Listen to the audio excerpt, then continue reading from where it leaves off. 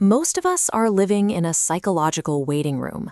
We stay there expecting the perfect moment to start, a mentor to notice our potential, or a lucky break to pull us out.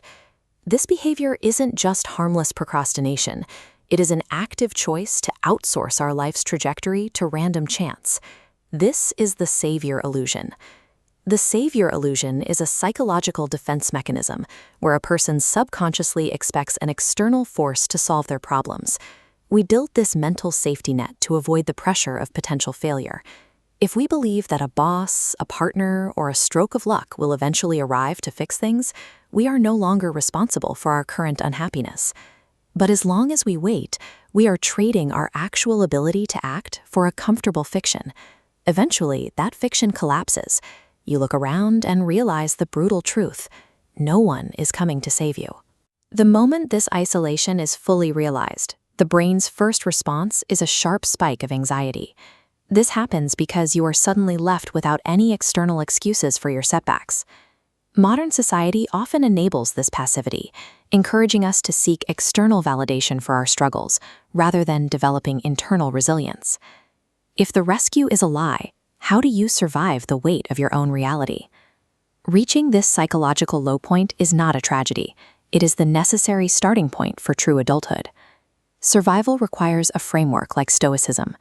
Stoicism is a practical philosophy that teaches the development of self-control and fortitude as a means of overcoming destructive emotions. The system works by drawing an absolute line between the environment, which we cannot control, and our internal response, which we must control.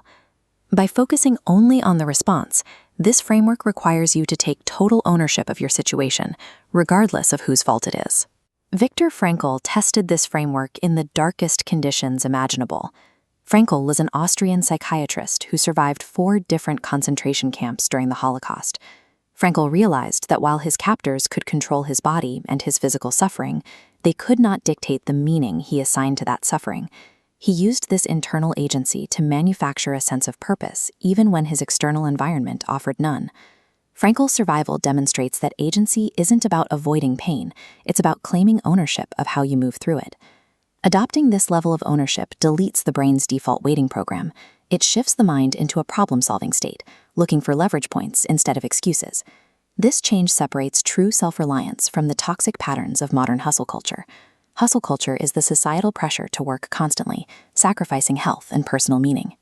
When you stop looking for a savior, you move from being a passenger in your own life to being the navigator.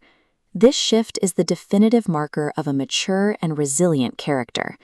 There is a paradox here. Taking on the heavy burden of total responsibility initially makes life feel more difficult, but when you outsource your responsibility, you also outsource your power. You remain tethered to how the world treats you. By letting go of the need for a savior, you break those tethers. You are no longer waiting for permission to change. The fear of being alone turns into the realization that you are capable of handling whatever comes next. True freedom begins the second you stop watching the door and finally start building a life on your own terms.